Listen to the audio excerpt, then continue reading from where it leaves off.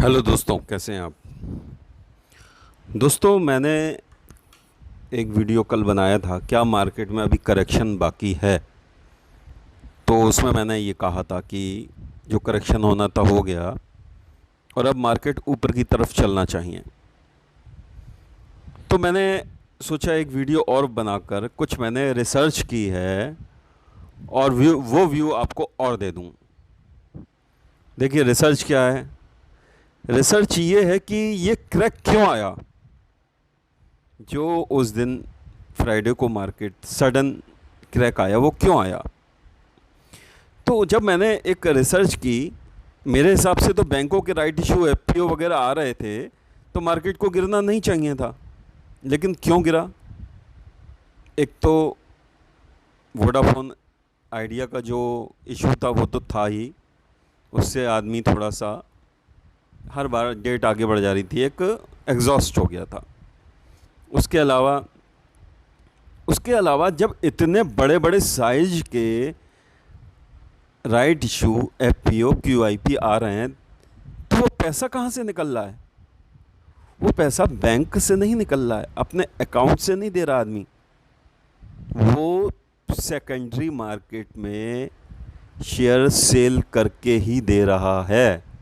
जी हाँ, जो सच्चाई है वो ये है, सेकेंडरी मार्केट पे प्रेशर पड़ रहा है, म्यूचुअल फंड बेचे जा रहे हैं, डीआईआई 8 से 10 दिन से लगातार सेलिंग कर रहे हैं क्योंकि म्यूचुअल फंड पे प्रेशर आ रहा है। लोग म्यूचुअल फंड से पैसा निकाल रहे हैं, उसके बाद एफपीओ में लगा रहे हैं। लोग शेयर मार्केट से पैसा निकाल रहे हैं, उसके बाद राइट इशू में लगा रहे हैं, क्योंकि वो उन्हें सस्ता मिल रहा है। इसलिए जिसके पास आईसीआईसीआई बैंक ने सेबी को चिट्ठी लिखी है कि मेरा राइट इशू पूरा हो गया, ठीक है ना, तो जो है वो प्रेशर तो मार्केट पे ही आना है। मार्केट पे चाहे म्यूचुअल फंड के माध्यम से आए। अभी बीच में मैंने टीवी पे एक दिन न्यूज़ देखी, म्यूचुअल फंड ने अपना सबसे बड़ा ऑफलोड किया, मतलब सबसे ज़्यादा एक दिन में पैसा निकाला गया। तो म्यूचुअल फंड पे दबाव है। एफआईआईज़ लगातार बाइंग कर रहे हैं। एफआईआईज़, मैंने कहा, बड़े बड़े फर्म्स होते हैं जिनको ये ठेका मिलता है राइट इशू एफपीओ को भरने का, तो वो उस मार्केट को संभालने की कोशिश कर रहे हैं, लेकिन मार्केट लगातार दबाव में है क्योंकि एक रिडम्पशन प्रेशर आ रहा है। सेकेंडरी मार्केट में बेच रहा है आदमी, तो कहीं ना कहीं ये जो क्रैक आया ये उसी के कारण आया। और अगला हफ्ता मुझे लगता है थोड़ा सा ख़तरनाक रहेगा, और जो एक करेक्शन पूरी होने वाली बात मैं कह रहा था उसमें भी सावधानी रखनी पड़ेगी, क्योंकि जब इतने बड़े पैमाने पे राइट इशू एफपीओ आएंगे तो पैसा तो वहीं से निकलेगा, मार्केट से ही निकल रहा है लगातार, चाहे म्यूचुअल फंड फॉर्म में निकल रहा है या फिर आदमी अपने शेयर बेच रहा है। तो प्रेशर मार्केट पे बना हुआ है। आप बहुत अच्छी तरह से लेवल नोट कर लीजिए और उस लेवल के हिसाब से ही अगर काम करेंगे तो आपकी जीत होगी। जी हाँ, देखिए, सबसे पहले तो आप वो लेवल नोट करिए 11,111, 11,111 और 21,459।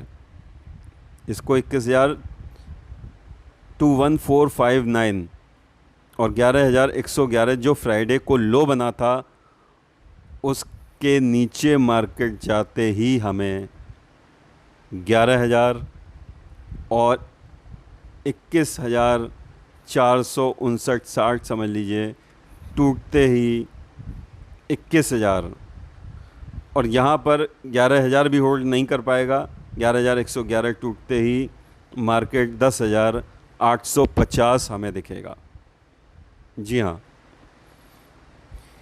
11,000 पर थोड़ी देर को रुक सकता है, लेकिन अल्टीमेट वो भी टूटेगा लेवल, और 21,459 के नीचे मुझे 21,000 और 20,900 तक दिखता है मार्केट। इस लेवल को अगर होल्ड करके एक बाउंस बैक कर जाता है मार्केट, जिसकी मुझे उम्मीद बहुत है कि इस लेवल को होल्ड करके एक बाउंस बैक करेगा, 11,000 को होल्ड करेगा और सॉरी, 10,850, 10,900 को होल्ड करेगा और 21,000 को होल्ड करेगा। इस लेवल से एक बाउंस बैक मुझे दिखता है, क्योंकि मार्केट अगर ज़्यादा गिरा तो ये राइट इशू एफपीओ भरने में भी दिक्कत आएगी। लेकिन एकदम से अगर पैनिक सेलिंग आ गई तो ये लेवल भी टूट सकता है। तो फ्राइडे को आप कोशिश करें, मंडे को आप कोशिश करें इंडेक्स में काम ना करें। और हाँ, एक बात मैं और कहना चाहूँगा कि जो आइडिया वोडाफोन का फैसला आएगा उसमें भी कुछ ना कुछ ऐसी डिसीजन में बात आ सकती है जो मार्केट को हो सकता है पसंद ना आए, तो वो भी प्रेशर बनाने का काम कर सकती है, और अगर फेवर में भी आया तो एक बाउंस बैक लेके एक प्रॉफिट बुकिंग आएगी। तो मंडे बहुत क्रूशियल डे है, और मंडे को जिसने सावधानी से काम नहीं किया वो अपने हाथ जला लेगा। मैंने आपसे कहा 11,111 नोट करिए, 11,460 नोट करिए, इसके टूटते ही 10,850 और 21,000 लेवल आपको दिखेगा। वहाँ से एक बाउंस बैक की संभावना मुझे लगती है 1-2 दिन, और फिर वो बुध और बृहस्पति को अगर मार्केट नहीं संभला तो बृहस्पति को फिर से गिर सकता है। तो दोस्तों, जो मैं नीचे लेवल देख रहा हूँ वो मैंने आपको बता दिया, 850 नहीं संभला, फिर जो है 10,580 मैं फाइनल टारगेट देख रहा हूँ कि वहाँ तक तो मार्केट को आना ही चाहिए। देखिए, एक बात मैं बता दूँ आपको, वर्ल्ड मार्केट डाउ लाइफ टाइम हाई से 5.5% दूर है, S&P 500 लाइफ टाइम हाई पे है, नेस्डैक लाइफ टाइम हाई पर है, उससे भी ऊपर है। और जो एक पैकेज आना है मार्केट में, वो मार्केट ने मान लिया है कि एक पैकेज अमेरिका में आना है, लगभग पास हो चुका है, उसमें थोड़ी सी अड़ंगा है लेकिन वो पास हो जाएगा। और 15 अगस्त को भी प्रधानमंत्री ने कोई ऐसी बात नहीं कही जो एक हम सडन स्पाइक मंडे को देख सकें। देखिए, निफ्टी जो है 11% हाई से दूर है, बैंक निफ्टी 55% दूर है। निफ्टी में देखिए 50 शेयर आते हैं, बैंक निफ्टी में तो 11 शेयर आते हैं, है ना। तो अच्छा, ICICI बैंक का राइट इशू पूरा हो गया है, और भी जो है बैंकों के इशू धीरे धीरे पूरे हो रहे हैं। और ये इशू कब तक पूरे हो जाते हैं, कब तक FIIs भी इस मार्केट को साध सकते हैं, वो भी एक देखने वाली बात होगी। और 10,850 पे भी अगर वो साध लेते हैं मार्केट को और वहाँ से बाउंस बैक आ जाता है तो भी अपने आप में बड़ी बात होगी। क्योंकि ये जो प्रेशर पड़ रहा था, ये सडन क्रैक आया, उसके बाद मैंने एक रिसर्च करी तो मुझे लगा पैसा तो कहीं ना कहीं मार्केट से ही निकल रहा है। FIIs बहुत कोशिश कर रहे हैं, म्यूचुअल फंड का रिडेम्पशन बहुत बड़े पैमाने पर आ रहा है, तो वो मार्केट से ही निकल रहा है। देखिए, निफ्टी का PCR 1.48, PE रेशियो 31.09 और विक्स 21.67, ये चीज़ें भी जो है थोड़ा ज़्यादा हाई लेवल पे हैं। मार्केट में उठापटक ज़्यादा हो सकती है। तो फिर मैं कह रहा हूँ आपसे, अच्छा, मार्केट की अगर 21,000 की रेंज नहीं तोड़ता है मार्केट, तो 21,000 से 22,000 के बीच में कंसोलिडेट भी कर सकता है। 21,000 आकर 21,000 से 22,000 के बीच में कंसोलिडेट भी कर सकता है मार्केट, हो सकता है पूरे अगस्त। और निफ्टी 10,850 से 11,300 330 तक कंसोलिडेट कर सकता है। तो आपको अगर 21,000 नहीं 21,000 तोड़े तो तुरंत माल बेच दीजिए और जी भर के बेचिए। कम से कम आपको 1,000 पॉइंट बैंक निफ्टी में, और जो है ज़्यादा से ज़्यादा 2,000 पॉइंट जाते हुए दिखेंगे। और निफ्टी जहां 10,850 का लेवल तोड़े वहां आप बेच दीजिए, 10,550 का लेवल आपको दिखेगा।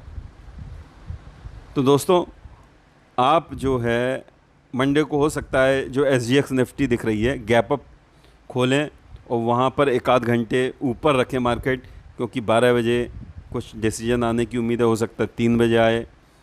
तो मार्केट को एक लेवल पे साध के और धीरे धीरे धीरे नीचे लाके किस तरीके से गिराएंगे ये मार्केट को, क्योंकि मार्केट से बड़े पैमाने पर पैसा निकल रहा है। उस क्रैक के बाद मैंने एक मार्केट का जो रिसर्च किया कि मार्केट एफपीओ आईपीओ आने तक, मैं बार बार कह रहा था आपसे मार्केट किसी हालत में नहीं गिरेगा, लेकिन जब रिसर्च किया तो मार्केट में से तो पैसा दूसरी तरफ से निकल रहा है भाइयों।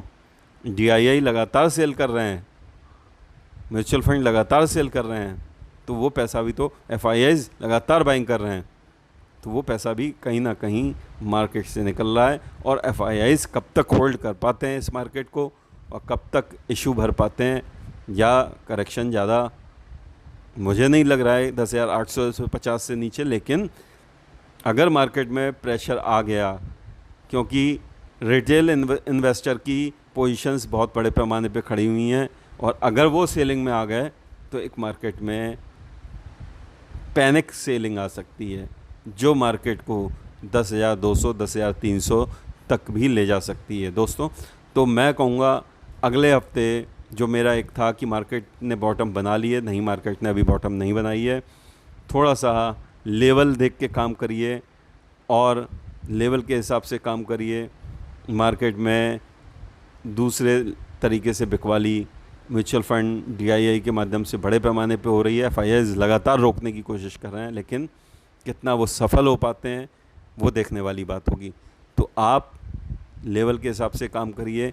जो फ्राइडे का लो है 11,111 और 21,460, वो अगर टूट जाता है तो आप जो है तुरंत सेलिंग में आ जाएं। दोस्तों, आपको मेरा वीडियो अच्छा लगा हो तो लाइक करें, शेयर करें, सब्सक्राइब करें, और मेरे व्हाट्सएप ग्रुप से जुड़ना चाहते हैं, मेरा टेलीग्राम ग्रुप है, व्हाट्सएप पे मुझे आप हेलो लिखें और अपना नाम और शहर का नाम लिखें, 8126140297 पर मुझे हाय लिखें। मैं अपने टेलीग्राम ग्रुप में आपको शामिल कर लूँगा। उसमें मैं लेवल्स देता हूँ और आपको कॉल भी प्रोवाइड करता हूँ। तो आप